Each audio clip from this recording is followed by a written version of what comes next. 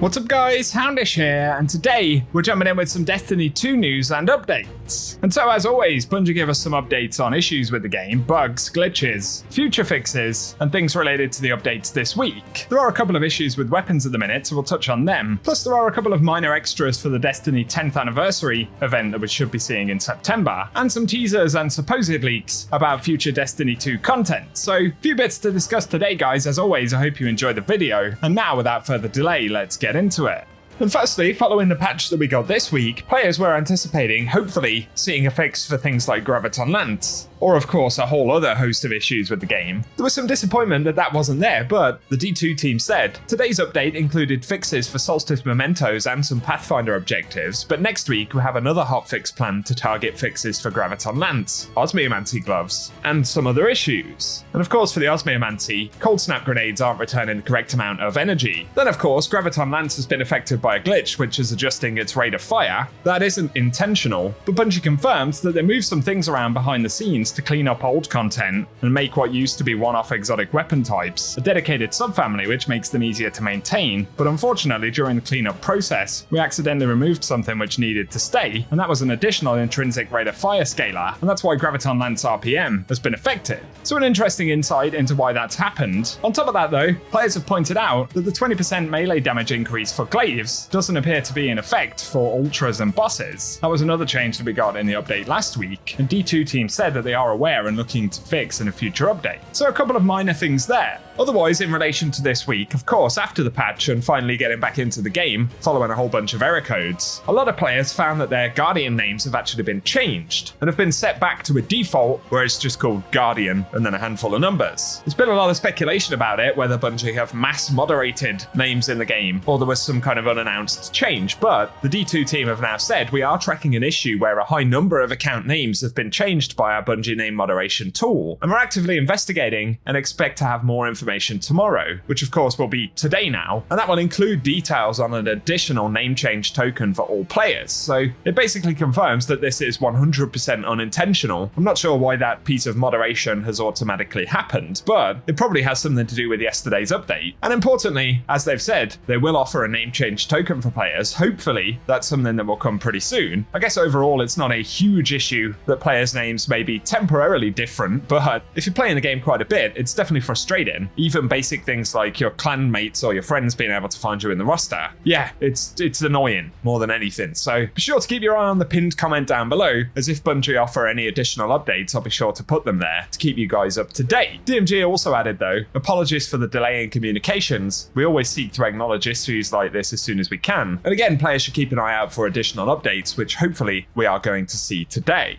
Next up though, let's speak a little bit about future content. Last week it was revealed that Bungie apparently planned to have a Destiny 10th anniversary. Of course it will be 10 years in September, and we haven't seen an official announcement yet, but details were discovered via the database. We'll get an armor set, as well as a quest to explore the Pale Heart, and that'll be in search of hidden chests and armor pieces, so it sounds like the armor will be earned through gameplay. And there'll be a new title called Legend, but it would appear there will be a few extra drops potentially. One of them's been found, and that's the Decennium emblem. Not sure if I'm saying that word correct, but it's a very vanilla Destiny sort of style of artwork, with of course the Traveler and the Last City. So an interesting extra drop there, and I would imagine that Bungie will talk about the fact that this event should be happening soon, perhaps around the time that they speak a little bit more about Act 3, as obviously the event will take place at the same time. Only other thing to mention in relation to the 10th anniversary event is that Bungie Leaks shared some renders of the armor pieces as they will appear in games. So these are the Veteran Legend sets, and for Hunters, we get a preview right there. Then of course there is the Warlock armor, which is probably one of the closer looking armor sets to the ones that were actually shown on the Destiny box art. And lastly, the Titan. So those are the sets, and again I'll let you know if we get further info.